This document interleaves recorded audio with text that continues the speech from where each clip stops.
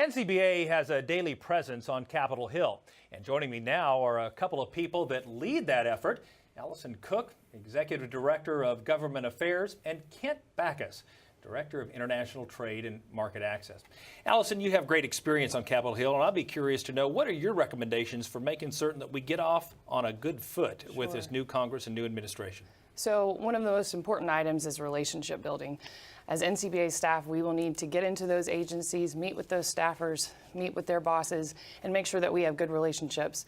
We will also go over to Capitol Hill and do the very same thing. We have a bunch of new members coming in, new staffers, and we need to make sure that when they have questions, NCBA is the first place that they call to ask those questions, and how does it affect the beef industry? So we talk a lot about this lame duck session, but what can we realistically expect in the next couple of months? So obviously this is a little bit of an uncertain time. We do know that the government runs out of funding on December 9th. So we will either have a continuing resolution where we kick the can down the road to the next Congress, or we will have an omnibus package. NCBA has quite a few priorities that we would love to see in an end-of-year package. If we don't get those in the end-of-year package, then we will simply move on to the next Congress and take care of business there. Kent, TPP is an important topic, as we've already discussed this evening. I'm curious, what's your take on where we stand, and more importantly, what's the next step? Well, you know, it's unfortunate that Congress has chosen not to take up the TPP during this post-election time period. So that means that we're going to have to look at a new path forward, whether it be through bilateral agreements or really trying to pick up TPP with the next Congress. But whatever happens, we're going to have to find a solution to address the $400,000 in lost sales that we're experiencing every day without TPP. Seems to me the problem even becomes more challenging. I read this morning that we are going to be 5.7% over in terms of total beef produced this year than last year, and another 4.4% over that in 2017. What's the role of trade in that kind of production environment? Well, when you consider the fact that, exports alone account for about $300 per head.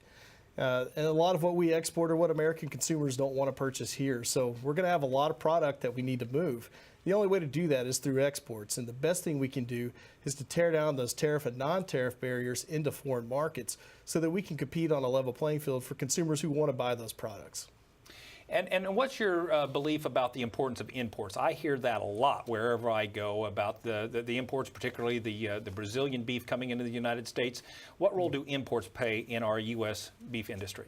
When you think about it, a lot of what we import is lean beef. It's primarily from grass-finished cattle.